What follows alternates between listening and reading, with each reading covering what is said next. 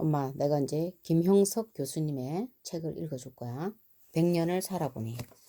지금 이분이 105세셔. 1920년에 평안남도 대동에서 태어났고, 일본 조치대학교 철학과를 졸업하고 연세대학교에서 철학과 교수로 30여 년간 제자들을 가르쳤대요. 이 쭉 차례를 보니까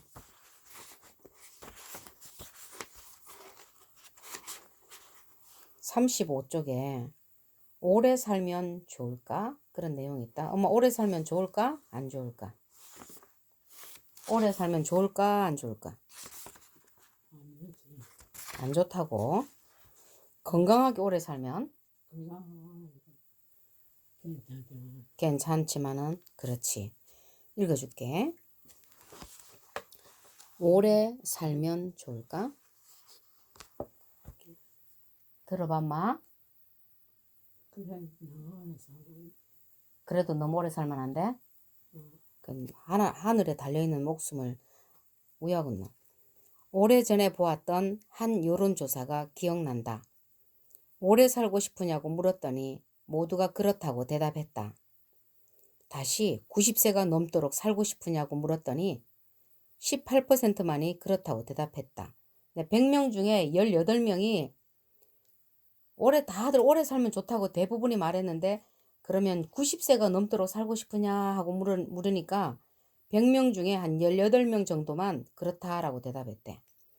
뜻밖의 결과였다. 왜 그랬을까? 가족이나 가까운 지인들 가운데서 90세가 넘은 이들의 실태를 본 사람들은 오래 살고 싶기는 해도 그 노인들 같이 될 것 같아 걱정스러웠던 것이다. 예상 밖의 통계. 90이 넘었는데도 신체와 정신 상태가 모두 건강한 사람은 많지 못하다. 또 건강하더라도 가족 간의 애정은 두터우나 가정과 이웃에 대해 도움을 주거나 생산적인 기여를 하는 사람은 별로 없다. 따라서 그렇게 오래 사는 것보다는 적당한 장수가 더 바람직스럽다고 생각했을 것 같기도 하다. 내 친구인 안병욱 교수는 춘원 이광수를 아끼고 존경했다. 춘원의 유정에서 문학적 눈을 뜨기도 했고 그를 통해서 민족주의와 애국심을 본받아 지녔다. 그런데 춘원이 친일을 한 걸 생각하면 애석한 마음을 금할 바가 없었던 것이다. 그래서 춘원은 친일 운동을 하기 전에 세상을 떠났어야 했다고 말하곤 했다. 춘원에게는 장수가 오히려 저주스러운 결과를 남겼다고 말하곤 했다. 주변에서 보았을 때도 그렇다. 90이 넘으면 치매를 완전히 벗어나는 사람이 많지 않다. 내 친구들 중에도 노인성 치매로 고생하는 사람이 생각난다.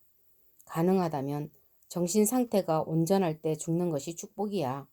치매에 걸려 하느님이 어디 있어? 나는 예수가 누군지 모르겠는데? 라고 말하게 되느니 차라리 일찍 죽는 편이 옳지라고 말하는 것을 보았다. 또 90이 넘으면 신체적 건강과 정신적 건강을 균형 있게 유지하기가 힘들다. 균형을 갖춘 이들도 있다. 그러나 대개는 90세 이전까지다. 내 친구인 김태길 교수는 88세까지 그랬다. 그러나 90이 넘으면 정신력은 여전한데 신체가 자유롭지 못하기도 하고 신체적 건강은 유지되는데 정신력이 병적으로 약화되는 사람도 있다. 나는 내 아내가 오랜 병 중에 있을 때 교회 목사님이 환자의 어려움과 가족들의 사회적 일을 위해서 주님 품에서 안식하게 해달라고 기도하던 사실을 회상해 보는 때가 있다. 객관적으로 보았을 때 그런 기도가 잘못은 아닐 것이다. 그래서 오래 살고 싶은 사람은 많으나 90이 넘도록 살고 싶으냐고 물었을 때는 예상 밖의 통계가 나왔던 것이다. 마음대로 되지는 않아도. 그렇다면 얼마나 오래 사는 것이 바람직스러운가? 마음대로 되는 것은 아니다. 그러나 생각은 정리해 볼 수도 있겠다. 나 자신이 행복하게 그리고 이웃 사람들에게 작은 도움이라도 줄 수 있을 때까지 살 수 있다면 그것으로 감사해야 할 것 같다. 나도 고통을 겪어야 하고 이웃에게까지 부담과 어려움을 끼치면서 오래 산다는 것은 지혜로운 생각이 아니다. 만일 조물주가 내가 살고 싶을 때까지 살도록 허락했다고 하자. 150세나 200세까지 살게 된다면 나도 그 가운데 한 사람으로 살고 싶겠는가? 오히려 나는 그렇게 살지는 않겠다고 할 것이다.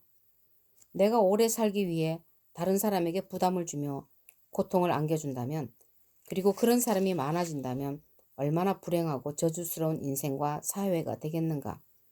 그래서 행복하게 일할 수 있고 다른 사람들에게 도움이 될 때까지 사는 것이 최상의 인생이라는 생각을 해보는 것이다.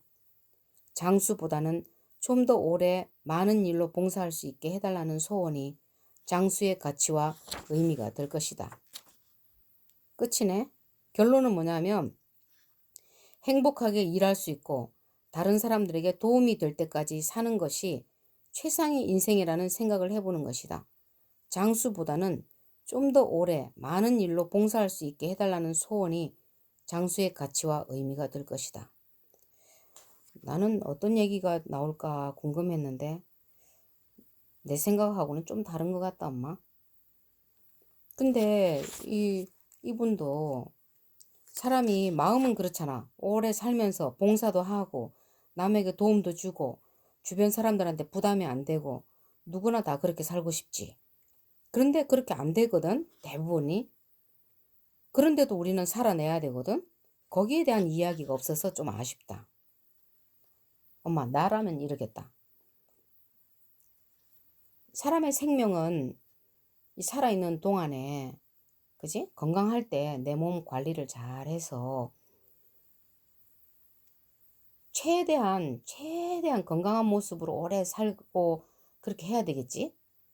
그렇게 했음에도 불구하고 점점 나이를 먹고 몸이 약해지고 또 병이 찾아올 수도 있고, 그건 어쩔 수 없는 거잖아. 내 힘으로 어떻게 할 수 없는 부분이 나오잖아. 그랬을 때 사회적으로 어떤 도움을 줄 수도 있고, 또 자녀들이 또 부모님한테 그렇게 효도할 수도 있고, 또 그런 게 아니라면 어떤 사회적인 시스템 같은 것도 참 필요하다고 본대. 그래서 마지막 눈을 감는 그 순간까지 참 편안하게, 그지? 참 잘 살았다. 그래도 살 만큼 살고 내 마음 편히 그래도 잘 돌봄을 받으면서 살았다.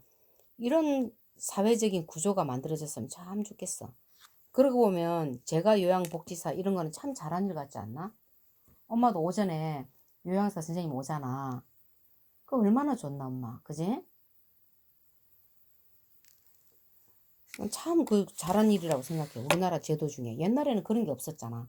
엄마도 할머니를 모시고 했지만은 혼자서 일하고 애들 키우고 남편 뒷바라지하고 또 시어머니 누워 계신데 또 그거 하고 그게 제대로 잘 돌봐지겠냐고. 그러면 누워 있는 양반도 힘들고 보살피는 사람도 버겁고 힘이 들지. 근데 이제 사회가 나서서 이제 점점점 사회가 노령화가 되잖아. 그래서 이걸 어떻게 해결할 것인가. 전문적인 노인들을 돌보는 그런 사람들을 길러내가지고 이렇게 응? 주간이든 뭐 아니면 오후든 오전이든 오후든 와서 3시간씩이라도 돌봐주면 자녀들도 다른 볼일 보면서도 잠깐 할 수도 있고. 그치, 엄마? 한 사람만 돌봄을 베푸는 것보다 여러 사람이 이렇게 돌봐주면서 그것도 정서적으로도 엄마 좋을 것 같아. 엄마는 지금 내가 볼 땐 최상이야. 최고로 잘 구조가 잘 갖춰져 있어. 그치? 엄마 사람의 목숨 왜 아끼고. 여기 보면 제목이 오래 살면 좋은가 그랬는데 다들 좋다 했거든, 오래 살면. 근데 90세 이상까지 사는 건 어떻게 생각하냐 했더니 100명 중에 18명은 아니다. 그 정도만 그냥 오케이 하고 나머지 82명은 그렇게까지 오래 사는 건 원하지 않는다 그랬대. 근데 내가 원하든 원하지 않든 생명은 하늘에 달려 있는 거잖아. 그럼 그것에 대해서는 어떻게 생각할 거냐. 거기에 대한 부분들을 난 다뤄줄 줄 알았더니 그 얘기는 안 하고 계시네. 근데 이분은 지금 105세까지 살고 있어. 그리고 강의도 다니고 집에서도 운동도 하고 계단도 오르락 내리락 하면서 그렇게 자기 관리를 한대요. 9988-234 그러잖아. 99세까지 팔팔하게 살다가 2, 3일 앓다가 하늘나라 가면 좋다 그러잖아. 그렇게 좋지만 그게 마음대로 되냐고. 근데 마음대로 안 되기 때문에 이런 어차피 돌봄을 받아야 되는 상황이라면 그런 것들을 사회가 공동으로 책임을 져줘야 된다 이거지. 그래서 편안하게 그래도 자녀들도 자기 생활을 꾸려가면서 할 수 있어야 되겠지? 오늘 참 좋은 글 읽었다. 감사해 엄마 살아있어서. 오래 살아. 건강하게.